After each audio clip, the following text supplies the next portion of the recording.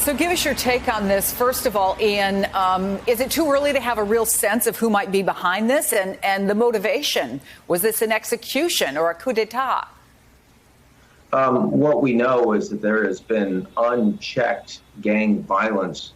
The police haven't been able to do anything about it. Hundreds of Haitians have been killed over the course of this year. Thousands have fled from the cities, from the capital, some streaming into the Dominican Republic, which is why they just closed the borders. So, I mean, the fact that they're armed gangs, no, we have no idea which of them were involved. We do know that some Spanish was spoken, apparently, during the assassination.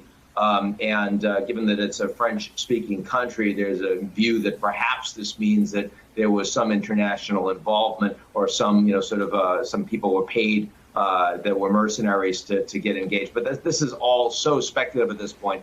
The real problem is that the country is in a complete set of disarray. The majority of the population lives in extreme poverty. They haven't had a single jab distributed of vaccines so far in dealing with their own COVID outbreaks. And right now, they really don't have a functional government. Last time a president of Haiti was assassinated was just over a century ago. The United States sent in thousands of troops and didn't leave for decades. We're not going to do that this time around. We're calling for free and fair elections. Inconceivable that's going to happen anytime soon. Yeah, and I mean, it's really almost like a novel you wouldn't believe or a bad Hollywood movie. I mean, you have a gang leader who's very well known by the name of Barbecue. You have widespread corruption. There was another assassination attempt 2 months ago. So what's the U.S. role in all this? President Biden called the assassination a heinous act, but this is a country that's long been dependent on assistance from the United States. What do we do now?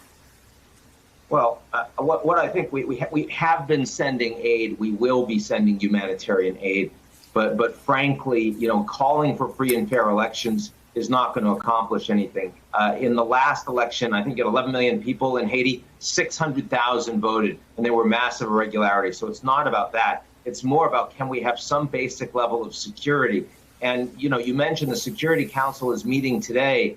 I hate to say it, but you kind of need to see UN peacekeepers. The reason I hate to say it is because they just wrapped up a peacekeeping mission a couple of years ago, and there was sex abuse on the ground. There was untreated sewage that was put into the water system, and there was a cholera outbreak. I mean, it didn't wrap up well, but this is the poorest and least governed country in the entire Western Hemisphere in the middle of a pandemic. We kind of need to do something. And it's certainly not going to be U.S. troops by themselves. Yeah, we only have a few seconds left, but I think kind of echoing what you said just a little while ago, Luis Moreno, who is a former ambassador to Haiti, told the Wall Street Journal he's really concerned that Haiti is now going to sink into absolute and total chaos. Those are his words. Is what it's going to take? Is that the only option, you think, UN peacekeepers? How do we stop that from happening? Yeah, I mean, I think this is kind of like what would happen in Belarus if Lukashenko were assassinated and there wasn't any Russia nearby.